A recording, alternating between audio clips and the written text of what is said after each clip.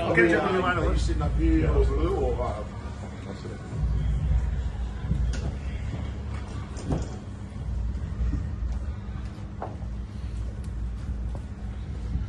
we are again. I just want to say something to start. It's a pleasure promoting this young man. It's been a pleasure promoting this guy right here. He's a true blood and guts warrior, and every fight you've ever seen from this guy, he's given 110% of himself. And tonight he fought one of the great fighters of all time, who fought like one of the great fighters of all time. I mean, this was a tremendous performance by Loma. Anybody who, including myself, who was wondering whether Loma was starting to get, long on the tooth or whether he had passed his prime, I think tonight was a brilliant performance by a brilliant fighter. And you saw this young man give everything he had until he couldn't any longer. And sometimes you just get hurt, and that's it. You got to go on and you got to live your life. He's got a family. He's got to go home too. 100%. I'm so proud of him, and I'm so thankful for the opportunity I've had to come to Australia time and again and to work with a wonderful guy like this. Thank you. Barney, Here we are again. Obviously, not as planned. We wanted to win this fight. We prepared extraordinary. There's not one bit I can look back and say we did that wrong. As my coach Anton said, clean tail. It was a clean tail, and I've got to give credit to my team, my coach. Anton put in a lot of work, a lot of months. Romain came in as well the last few weeks, and my father, manager, George Kambosos, behind the scenes, incredible work. My promoter, Lou Develop Entertainment. Everything was perfect.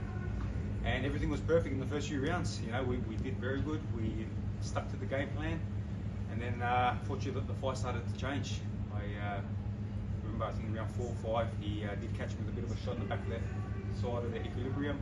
Kind of did buzz me and started to change things around in the fight game. So, I stepped to the best. Like I said in the ring, I'm a mold of the old school, the Arturo Gaddis and Mickey Wards, and I'm a blood and guts warrior. I leave it all in the line. I didn't want to get stopped. I wanted to get back up, but ref and obviously my father, always look after the fighter. And I've got a family. I've got 3 kids, and I've got to go back to them and show them that Dad's still here, Dad's still healthy, and Kambosos is a good talker, so we don't want to be slurring our words. Lomachenko, what can I say?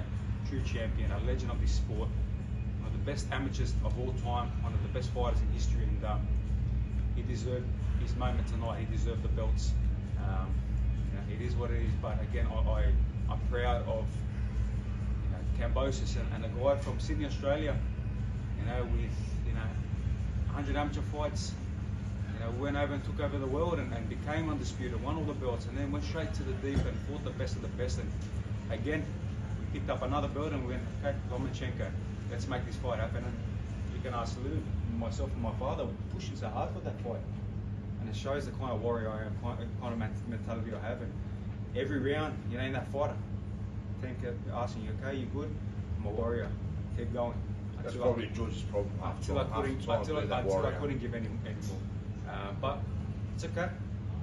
Live to fight another day, and we'll see what's next. But for now, I'm proud to sell out another beautiful stadium, and we've done so much, for Australian boxing, and it's not finished yet.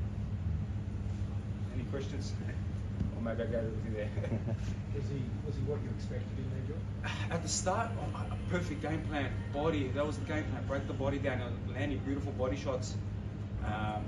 Then when he kind of started picking up the timing and he landed some good shots, still felt good. I still felt very strong. I felt like I was hitting with him hard shots and starting to slow him down. Being told that the sides were getting raw, and the red marks were making effect.